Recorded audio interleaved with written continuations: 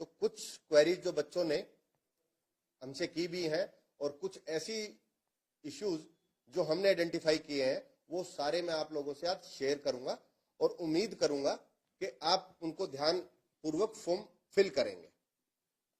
ये जो कांस्टेबल्स की भर्ती है इसमें 5500 पदों का एडवर्टीजमेंट हमने किया है। इसमें 4500 मेल कांस्टेबल, 600 फीमेल कांस्टेबल और 400 रेलवे पुलिस के पद हैं।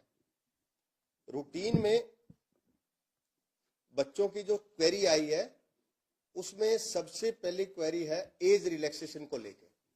तो मैं आप लोगों को क्लैरिफाई कर दूं, एज रिलैक्सेशन जिन बच्चों ने एडवर्टीजमेंट नंबर 14 ऑफ 2024 में जिन लोगों ने फॉर्म फिल किया था और वो वैकेंसीज गवर्नमेंट ने विड्रॉ कर ली थी, उन सब बच्चों को एज रिलैक्सेशन की फैसिलिटी मिलेगी।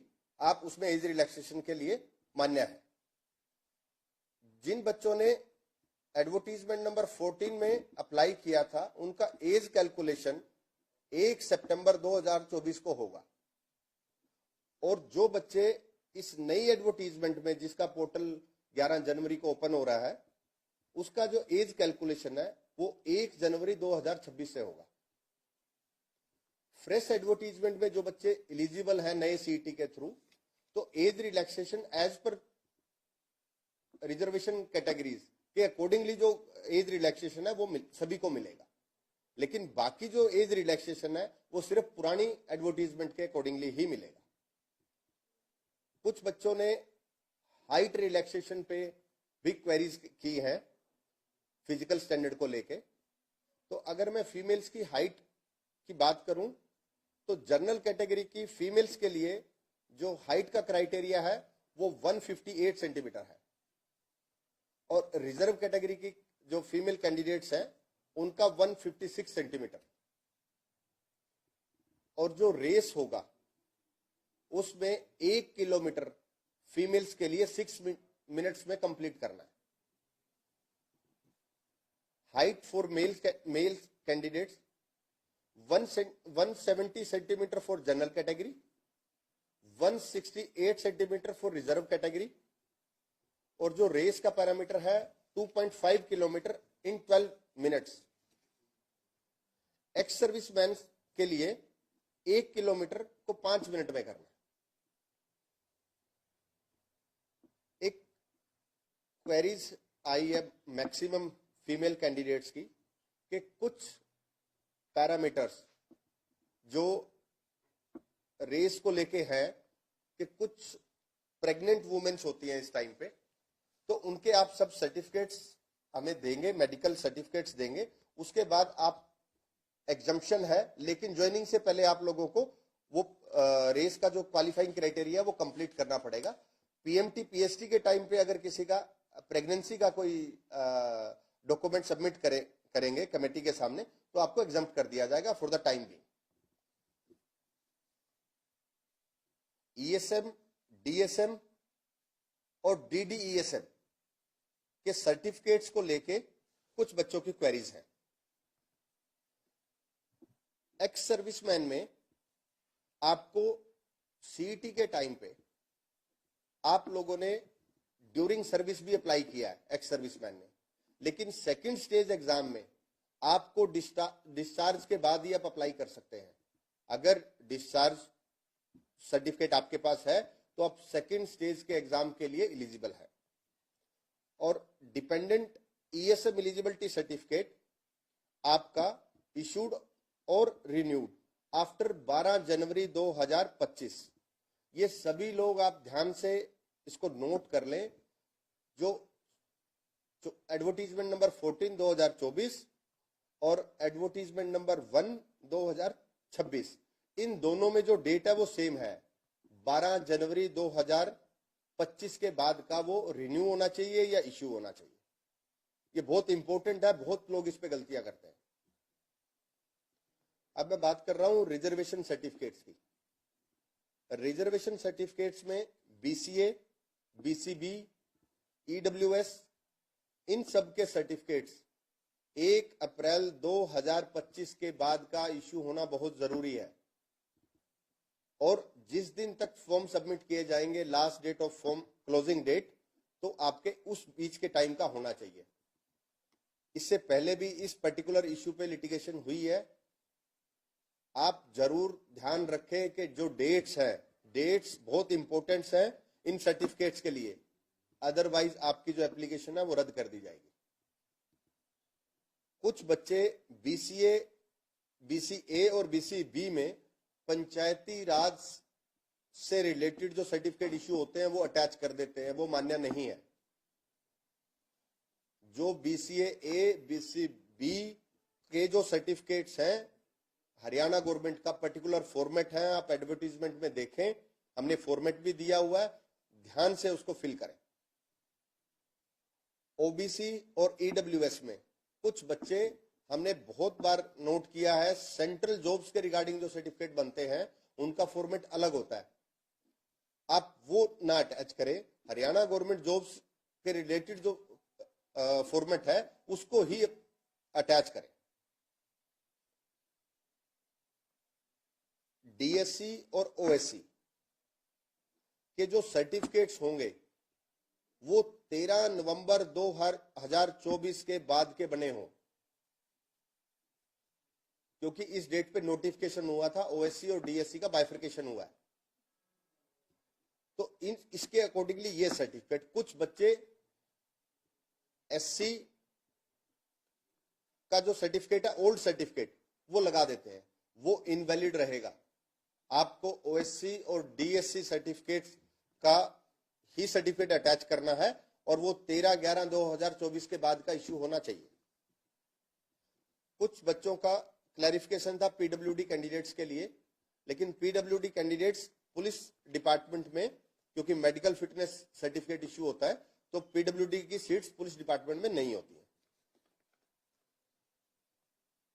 कुछ बच्चों की क्वेरीज थी पीएमटी और पीएसटी को लेके, तो आप पीएमटी और पीएसटी की तैयारियां शुरू कर दीजिए, बड़ा जल्दी हम इसको सेपरेटली इशू करेंगे और आपको पीएमटी पीएसटी का शेड्यूल बड़ा जल्दी आप लोगों को मिलेगा। सिलेबस के रिगार्डिंग, सिलेबस ऑलरेडी एडवर्टीजमेंट में है, हमने अनाउंस किया है, आप उसको देखें। और मार्क्स का जो बाइफर्केशन है, 97 marks for the written exam, और एनसीसी के लिए 3 एडिशनल, एनसीसी सर्टिफिकेट के लिए 3 मार्क्स का एडिशनल एक पैरामीटर है। जो बच्चे एनसीसी क्वालिफाइड है, ए बी सी सर्टिफिकेट है, उनको पैरामीटर के अकॉर्डिंगली नंबर्स मिलते हैं।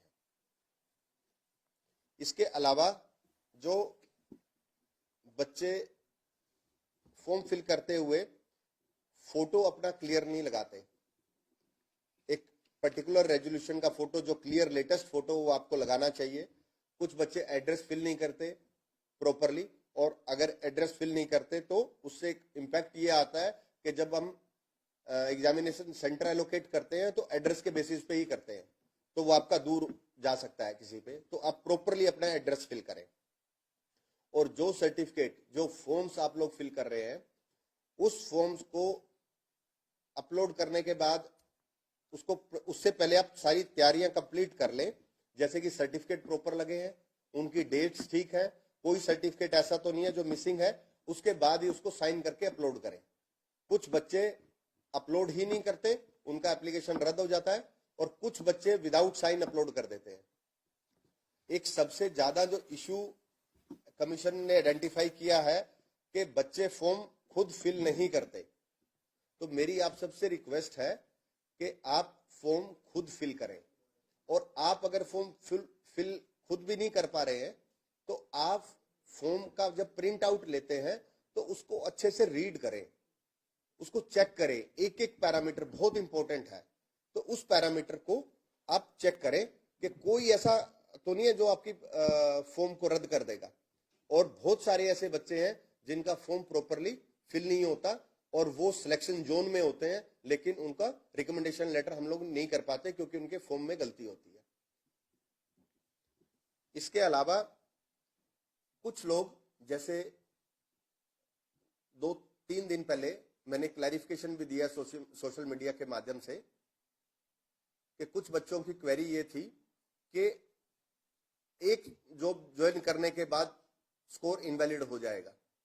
उसमें आप सीईटी पॉलिसी में देखें, क्लोज बिल्कुल क्लियर है, वहां मेंशन्ड है कि अगर आप कोई नौकरी ज्वाइन करते हैं उसके 90 दिन के अंदर अंदर आप सेम पे स्केल की किसी भी नौकरी पे स्विच कर सकते हैं अगर कोई ऐसा रिजल्ट डिक्लेयर होता है या आपका कहीं सिलेक्शन होता है, और 19 डेज के बाद उस पे स्केल पे आपको बार कर दिया जाएगा। लेकिन हायर पे स्केल पे आप सभी जॉब्स के लिए एलिजिबल है जब तक आपका सीईटी स्कोर वैलिड है। लेकिन मैंने खुद भी इसको देखा है, हमारी सोशल मीडिया टीम ने भी देखा है कि कुछ बच्चे जब ऐसी खबरें आती हैं तो वो इस पे बहुत ज्यादा क्वेरीज करते हैं और किसी पे भी विश्वास कर लेते हैं। तो प्लीज आप ऐसा ना करें। आपको कोई भी क्लैरिफिकेशन चाहिए तो आप कमीशन से ले सकते हैं, मुझसे मिल सकते हैं, मेंबर साहिबान से मिल सकते हैं, सेक्रेटरी साहब से मिल सकते हैं। तो आप पैनिक क्रिएट ना करें और उसकी क्लैरिफिकेशन पे जाएं। कुछ यूट्यूबर्स सोशल मीडिया पे और अदरवाइज जो खबरें प्रॉपर वेरिफिकेशन के बाद नहीं करते, आप उसको वेरीफाई कर लें और वेरीफाई करने के बाद जो भी आपका नेक्स्ट स्टेप है उस पर जाएं। दूसरा जो सीएससी सेंटर का एक इश्यू आया है कि सीएससी सेंटर पे आप लोग फॉर्म फिल कराते हैं, जो बहुत सारे बच्चे हमें बोलते हैं, आप उनसे फिल करा सकते हैं, लेकिन कोशिश ये करें कि आप खुद फॉर्म फिल करें। बहुत बार ऐसा देखा गया है कि किसी बच्चे के सर्टिफिकेट किसी दूसरे बच्चे के साथ अटैच कर दिए जाएंगे, बहुत बार ऐसा देखा गया है। तो वो जब आप साइन करते हैं तो ध्यान करें इन चीजों का। तो जो ये क्वेरीज थी, ये जो हमारे सामने आई है, जो आप लोगों ने रखा, तो ये तो मैंने सारी चीजें जो आई हैं वो आप लोगों को क्लियर की हैं। कुछ लाइव में अगर कुछ है तो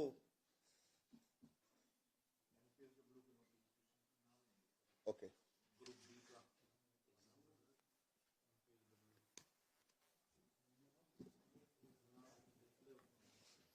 एक बच्चे ने क्वेरी की है कि रिवाइज रिजल्ट की ज्वाइनिंग। रिवाइज रिजल्ट जो है वो स्टे है, जब तक वो डिसाइड नहीं होता तब तक किसी भी बच्चे की हम ज्वाइनिंग कराने में असमर्थ हैं। तो जैसे ही case I think final stage पे है, जैसे ही वो डिसाइड होगा तो उसमें ज्वाइनिंग के प्रोविजन पे आगे काम करेंगे। जेबीटी मेवात कैडर में हम लोगों ने रिप्लाई फाइल किया है, इस पर्टिकुलर मैटर पे भी स्टे है और रिप्लाई फाइल हो गया, फाइनल स्टेज पे आर्गुमेंट पे केस है। जैसा ही कंप्लीट होगा इसमें प्रोसेस स्टार्ट करेंगे। Group C waiting, group C waiting में रेगुलर मीटिंग्स चल रही हैं चीफ सेक्रेटरी ऑफिस से, और बड़ा जल्दी ही इसमें आप लोगों को हम एक इसको क्लियर करके, कुछ टेक्निकल इश्यूज है इसको रिमूव करके हम जेबीटी वेटिंग लिस्ट के लिए आपको वेटिंग लिस्ट का प्रोविजन करके देंगे। ओके। एक क्वेरी आई है कि पुलिस की वैकेंसी जो है वो बढ़नी चाहिए। तो ये हमारे ज्यूरिडिक्शन का मैटर नहीं है, जो रिक्विजिशन डिपार्टमेंट भेजता है हमें उस पर ही काम करना होता है। तो अभी हमें पुलिस डिपार्टमेंट ने 600 का ही किया है, तो इसको हम नहीं बढ़ा सकते, ये यही रिक्विजिशन है, तो इसके अकॉर्डिंगली हमें करना है। भविष्य में जो रिक्विजिशन आएंगी तो उसके अकॉर्डिंगली काम करेंगे।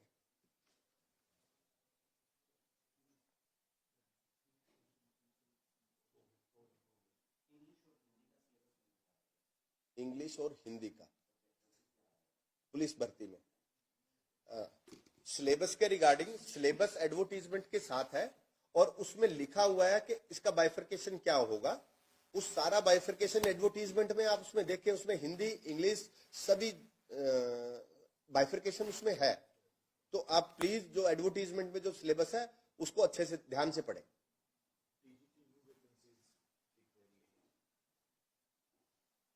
टीजीटी में हमें कोई मिली है अभी? टीजीटी की कोई वैकेंसीज हमें रिसीव हुई?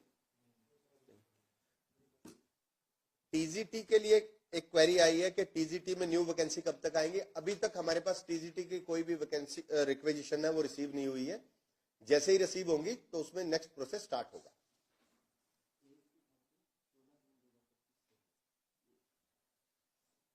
जून 2025 मैंने ये ऑलरेडी क्लियर किया कि एज की जो कैलकुलेशन है वो किस डेट पे होगी। जो जिन बच्चों ने एडवर्टीज नंबर 14 2024 को जो अप्लाई किया था उनका एज कैलकुलेशन होगा 1 सितंबर 2024 को, और जो नए उसमें अप्लाई कर रहे हैं नई एडवर्टीजमेंट में उनका होगा 1 जनवरी 2026 को। ये एज कैलकुलेशन एज पर पुलिस रूल्स है तो उसके अकॉर्डिंगली होगा। तो इस पे आप ध्यान से इसको देखेंगे, एज कैलकुलेशन ऐसा होगा और ये आपको सॉफ्टवेयर भी रिफ्लेक्ट करेगा, आपकी जॉब को दिखाएगा जब आप फॉर्म फिल करेंगे।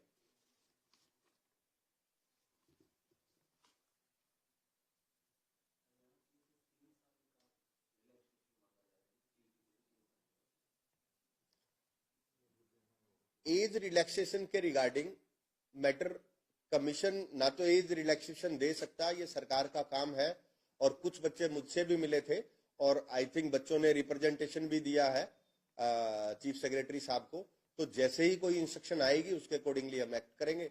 अभी हमारे पास ऐसा कोई इंस्ट्रक्शन नहीं है, तो इस पर्टिकुलर स्टेज पे तो मैं नहीं कर सकता। अगर गवर्नमेंट इसका डिसीजन लेती है तो उसके बाद ही हम उसमें फर्दर एक्टिविटी कर पाएंगे।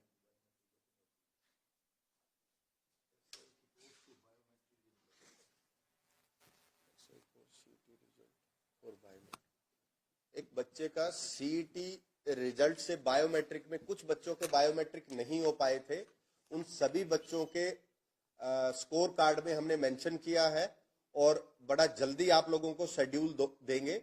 आपको जनवरी में भी हो सकता है और फरवरी के फर्स्ट वीक तक हम इसको स्टार्ट कर देंगे। तो आपको बायोमेट्रिक के लिए वेरिफिकेशन के लिए कमीशन एक शेड्यूल जारी करेगा और आप प्लीज उसमें आके बायोमेट्रिक करवाएं।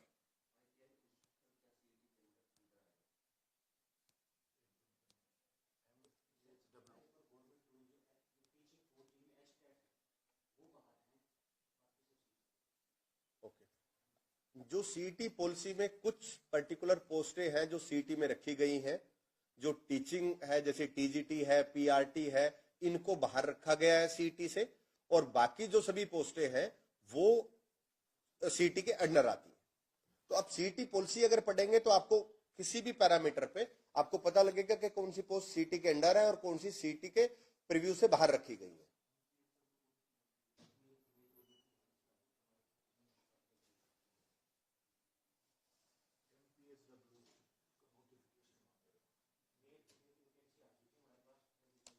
इसमें तो नहीं कर रहे हैं हम आज वाले में।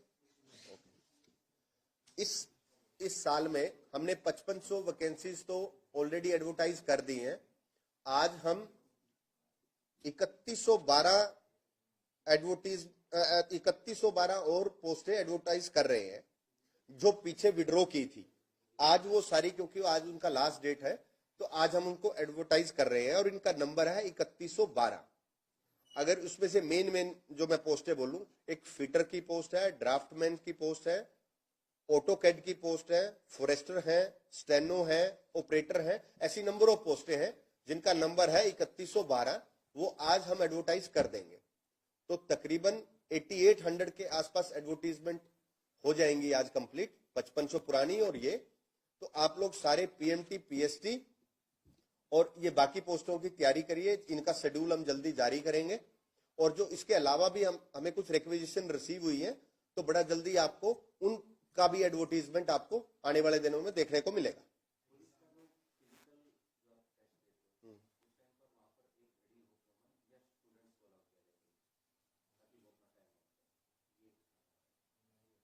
एग्जाम में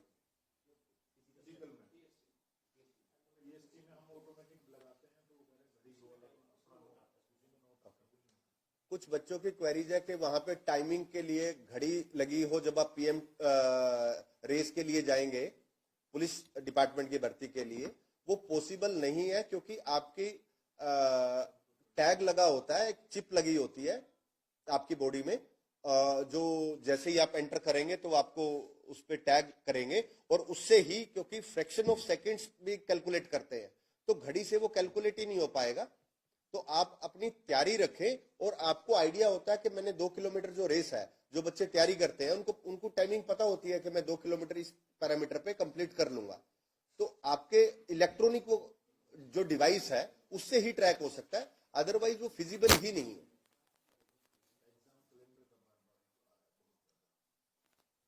एग्जाम कैलेंडर को लेके कुछ बच्चों की क्वेरीज है। एग्जाम कैलेंडर में ये जो अभी एडवर्टाइज किए हैं इनको बहुत जल्दी आप लोगों को देंगे, और एग्जाम कैलेंडर के लिए भी हम सरकार से बीच में 2-3 मीटिंग्स कर चुके हैं, जिसमें बहुत अच्छी स्टेज पे हम चले गए हैं। जल्दी ही आप लोगों को वो भी एग्जाम कैलेंडर के लिए भी आपको जल्दी मिलेगा। लेकिन जो एडवर्टाइज किया है इनका तो आपको बहुत जल्दी हम लोग टेंटेटिव शेड्यूल जारी कर देंगे।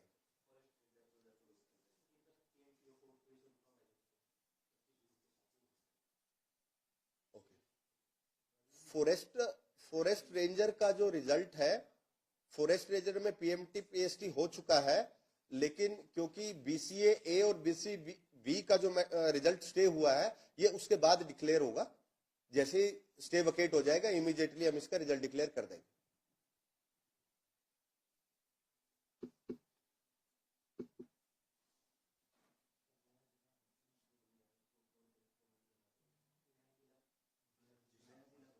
हाँ।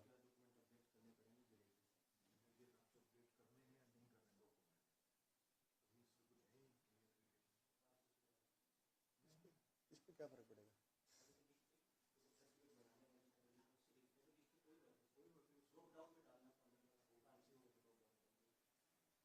एक बच्चे की क्वेरी आई है कि हांसी जिला अलग बन गया तो आपके उस पर कोई इम्पैक्ट आएगा फॉर्म फिलिंग पे? तो ऐसा कोई इम्पैक्ट नहीं आने वाला। आप हिसार से भी भर सकते हैं, हांसी से भी भर सकते हैं, वो तो सिर्फ आपका एड्रेस है। बाकी पैरामीटर पे किसी पे कोई इम्पैक्ट नहीं आएगा। तो ऐसा कुछ भी नहीं है इस पे, आपके रिक्रूटमेंट प्रोसेस पे जिला बनने से कोई इम्पैक्ट नहीं आने वाला।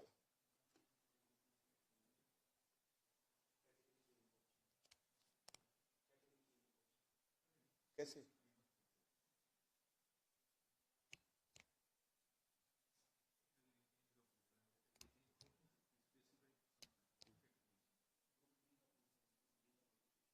ग्रुप डी का जो ग्रुप डी का सीईटी एग्जाम, ग्रुप डी के सीईटी एग्जाम में जैसे आप लोगों ने सोशल मीडिया पे भी देखा है, हमारी तैयारियां चल रही हैं।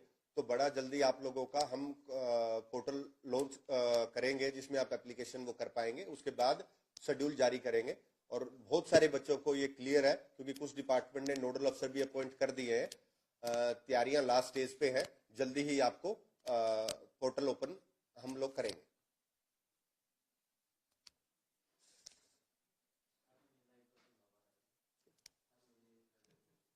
ये ऐसा रिक्वेस्ट कर रहे हैं, कुछ बच्चे रिक्वेस्ट कर रहे हैं कि हर महीने लाइव करने को, कि भी मैं हर महीने लाइव करूं, तो जो मुझे पॉसिबल तो नहीं लगता। लेकिन मैं आप लोगों से इतना जरूर कमिट कर सकता हूं कि जब भी कोई जरूरी मुद्दा होगा, आप लोगों का रिक्वेस्ट होगा, कुछ भी क्लैरिफिकेशन, तो मैं जरूर लाइव आऊंगा और आपके सवालों का जवाब दूंगा। अभी भी मैंने कोशिश करी है कि सारे ही जितने बच्चे का क्वेरीज रख रहे हैं उनको क्लियर करें, और हम कोशिश भी करते हैं क्लियर करने की। तो वो मेरा जरूर आपसे रहेगा कि अगर जब भी जरूरत होगी मैं लाइव आने को लिए हमेशा तैयार हूं। अगर लाइव आने से कुछ फायदा होता हो बच्चों का, तो मेरी तरफ से कभी भी ऐसा नहीं होगा कि मैं नहीं आऊंगा, मैं जरूर आऊंगा। हर महीने लाइव आना ये थोड़ा सा मुश्किल हो जाएगा, लेकिन जब भी जरूरत होगी तो मैं जरूर आऊंगा।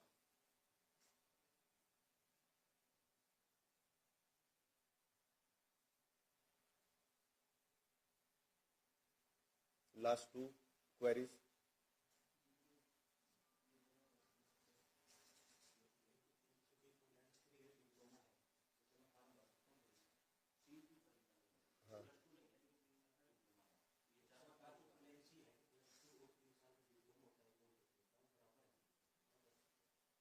एक बच्चे की क्वेरी है कि कुछ बच्चों की क्वेरीज है कि मैं +2 पास नहीं हूं, लेकिन 10th के बाद मेरा 3 साल का डिप्लोमा है। तो डिपेंड करता है कि डिप्लोमा किस चीज का है, क्या है, डॉक्यूमेंट्स पे देख के। लेकिन ओवरऑल मैं एक चीज कह सकता हूं, अगर 10वीं के बाद कोई डिप्लोमा 3 साल का है तो इक्विवेलेंसी होती है, तो इक्विवेलेंसी के अकॉर्डिंगली +2 वो बच्चे अप्लाई कर पाएंगे। लेकिन ये सब्जेक्ट टू सब्जेक्ट वेरी करेगा कि आपका किस चीज का डिप्लोमा है, कहां से है। लेकिन ऐसा पैरामीटर है, आपके अगर 3 साल का डिप्लोमा है तो आप उसमें एलिजिबल हो सकते हैं। तो आप सर्टिफिकेट चेक कर लें, और कोई ऐसा पर्टिकुलर है तो कमीशन में आके विजिट कर लें, कमीशन में हम लोग आपको क्लैरिफाई कर देंगे।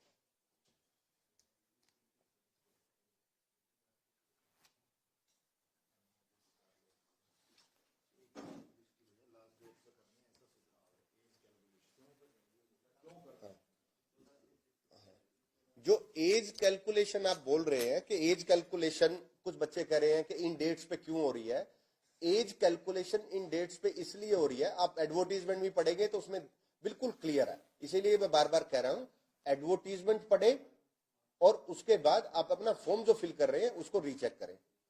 डेट एज का एज जो कैलकुलेशन है वो पुलिस रूल्स में डिफाइंड है कि पुलिस रूल में जब भर्ती होगी किस डेट को काउंट होगा। जिस महीने में भर्ती होगी जब भी होगी उसकी फर्स्ट डेट को एज कैलकुलेट करेंगे, ऐसा पुलिस रूल्स कहते हैं।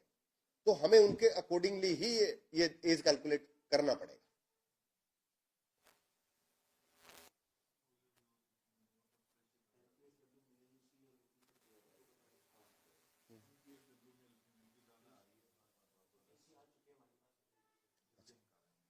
एमपीएसडब्ल्यू मेल बहुत ज्यादा क्वेरीज है, एमपीएसडब्ल्यू मेल और फीमेल, तो दोनों की रिक्वेजिशन हम पे आ चुकी हैं और हम जल्दी ही उसको, जैसे आज हम 2 एडवर्टाइज कर रहे हैं, आपको आने वाले 2, 4, 5, 10 दिनों में आपको इनकी भी वैकेंसीज की एडवर्टाइज हम इनको कर देंगे। तो रिक्वेजिशन हमारे पास आ चुकी है।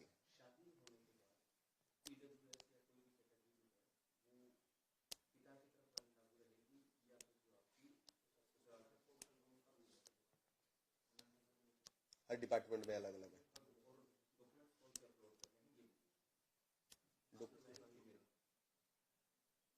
नहीं, इसमें दो क्राइटेरिया है कि ये बड़ा टेक्निकल क्वेश्चन है। अब शादी के बाद के कुछ ईडब्ल्यूएस के वो कर रहे हैं, ये काफी टेक्निकल क्वेश्चन है। इसमें जो विद इन स्टेट है उसका अलग इम्पैक्ट है और अगर शादी हरियाणा से बाहर हुई है उसका इम्पैक्ट अलग है। तो दोनों पैरामीटर अलग है। मैं इस पे एक अलग से डिटेल क्लैरिफिकेशन सोशल मीडिया के थ्रू मैं शेयर कर दूंगा आने वाले 1-2 दिन में, तो आप लोगों को विद एग्जांपल तो ज्यादा बेटर होगा, वो आपको क्लियर हो जाएगा। हम दोनों ही क्लैरिफाई कर देंगे, नोट कर लो यार। इसके अलावा कोई क्वेरी नहीं। हमने कोशिश की है कि मैक्सिमम बच्चों की क्वेरीज को एड्रेस करें और मुझे लगता भी है कि शायद हमने मैक्सिमम क्वेश्चंस लिए हैं बच्चों के। तो मेरा अंत में आप लोगों से यही उम्मीद है, हम ऐसे ही बीच बीच में आते रहेंगे, आप लोगों के साथ चीजें शेयर करते रहेंगे, लेकिन मैं आपसे उम्मीद करूंगा कि आप कमीशन के साथ खड़े रहे। आप लोगों के बिना हम बहुत अच्छा काम नहीं कर पाएंगे। अगर बच्चे कमीशन का साथ देंगे तो हम टाइमली रिक्रूटमेंट भी कर पाएंगे और बहुत ऐसी चीजें हैं जो बच्चे हमें बताते हैं। आप हमें सजेशन भेजते रहें, फीडबैक भेजते रहें और बीच बीच में जब भी ऐसी कोई रिक्वायरमेंट होगी तो हम आपके साथ लाइव में चीजें शेयर करते रहेंगे। और जो हमें आप लोगों से सपोर्ट चाहिए वो ये कि बच्चे कोई भी गलत खबर पे विश्वास ना करें, आप उसको वेरीफाई कर ले कमीशन से। हम हर बार आपकी हर क्लैरिफिकेशन का जवाब देने के लिए रेडी हैं। आप अपनी तैयारी शुरू कर दें, फिजिकल की भी और सेकंड स्टेज के स्किल एग्जाम की भी। आप अपनी तैयारी पे ध्यान दें, इन अफवाहों पे ध्यान ना दें और बहुत जल्दी आपको शेड्यूल देंगे और आपको जल्दी ही इनका रिक्रूटमेंट प्रोसेस हम कंप्लीट करेंगे। अंत में मैं आप लोगों को सबको बधाई देता हूं एग्जाम्स के लिए कि आप अच्छे से तैयारी करें और उम्मीद करता हूं कि आप लोग जल्दी ही सिलेक्शन जोन में जाएंगे। धन्यवाद।